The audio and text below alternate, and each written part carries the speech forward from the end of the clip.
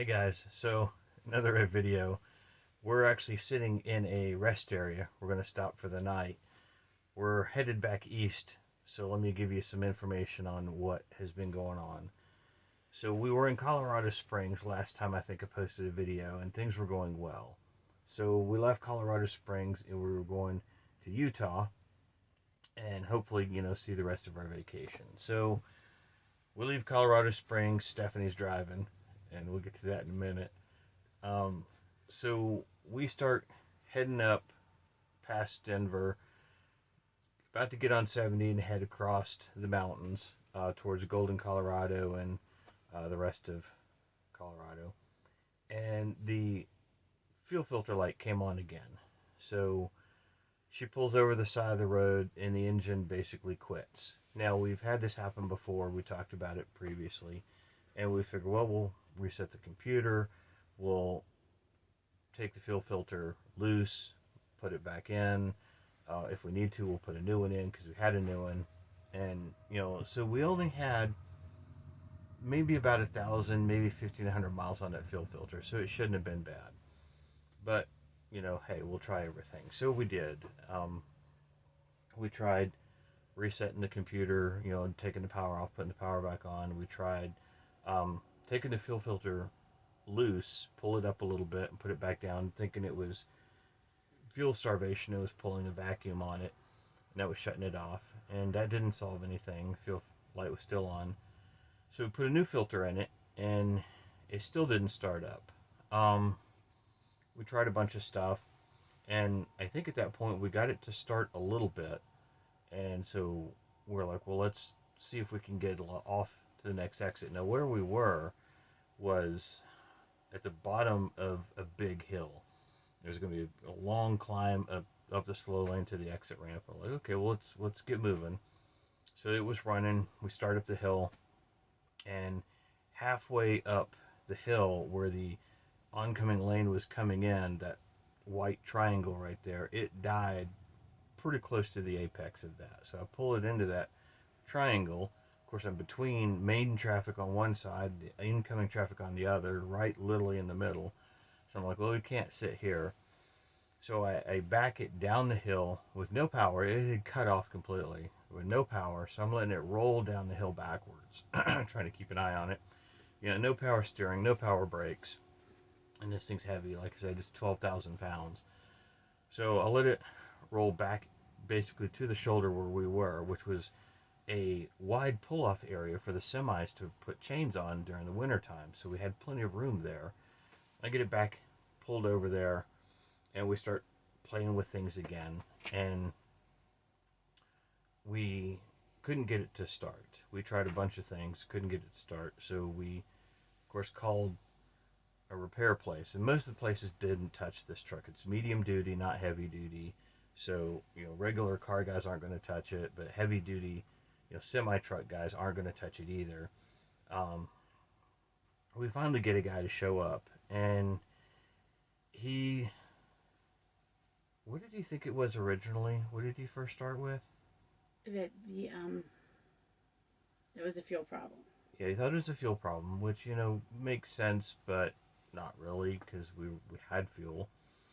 And he poked at it and poked at it, and he called his boss and called his buddy and looked up stuff on the internet and poked around with the wires and the sensors around the fuel bowl, and he decided it was the camshaft position sensor, which we have replaced before, and didn't really make sense to me, but we're like, what the hell, we'll try that, we'll try everything. And he replaced the camshaft position sensor, and it started up, it worked. But he had also messed with a bunch of other wiring underneath the hood, and had primed the fuel bowl, which didn't really start after he played with the fuel system, but after the camshaft position sensor and playing with the wiring, it started up. But he said it also needed another ground, which this thing actually has a big ground from the chassis to the motor, but he said another one wouldn't hurt it because he thought that there was a ground fault somewhere in the electrical system, which kind of made sense. So in the process of adding one of the ground straps, he drilled through the casing that holds the batteries in the battery tray and drew straight through that into the side of the battery and started leaking the battery acid all over the place. So I pulled that battery out, and he didn't buy us a new battery, but he knocked, some money off of the price for the service call to cover the battery. But we still ended up paying $600 something for them to come out and tinker with it. And when we got it running, we still weren't 100% sure what was fixed. The camshaft sensor was replaced and it ran, but we still weren't 100% comfortable. So we made the decision to start heading back east to Arkansas, where my dad is. And we've been talking with him quite a bit about what to do with this thing. And, at some point, push it off a ditch, push off a cliff, light it on fire, all sorts of things come up. So we ended up getting a hotel last night. We found a La Quinta Wyndham Inn. I don't remember what it was. We got a hotel room for the night. We pulled in there. We got a nice bed, got a hot shower, got some good breakfast, or terrible breakfast. We had a good dinner last night, so that was okay.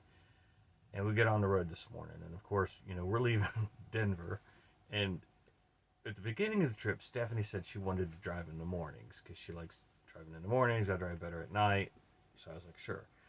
And she said she didn't want to drive this morning, but I thought she was just being cautious, not, really, really, really didn't want to drive. So I was like, well, you'll be fine. It won't break down. So the last two times, other than the brakes, the other two times it broke down, Stephanie was driving. That's important to remember.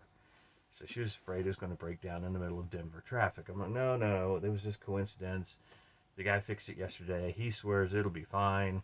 So she starts driving, and of course Denver traffic, it wasn't that bad, but it wasn't really good. So we get through Denver, not a problem. We're out on the road, and we're cruising right along, right at 55 miles an hour, and we get literally the middle of nowhere. I mean, we ended up stopping this little town called Genoa, Colorado.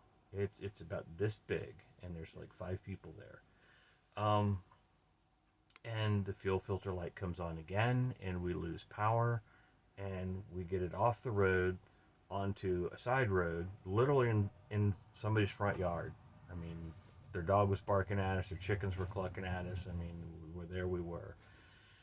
So we're like, well, we can mess with the fuel filter again, or we can just let it sit for some period of time, because every time we fuck with it, it's been hours, and then eventually it runs again.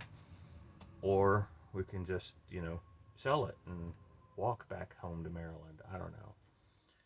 So we ended up tinkering with it, and we did the same thing again. We opened up the fuel bowl and played with the filters, and we didn't actually replace the filter this time, did we? We just pulled it up and looked at it. And the fuel bowl was kind of full of fuel, but not really, because when we put it back in, it overflowed a little bit. So I was like, well, it's got fuel in it.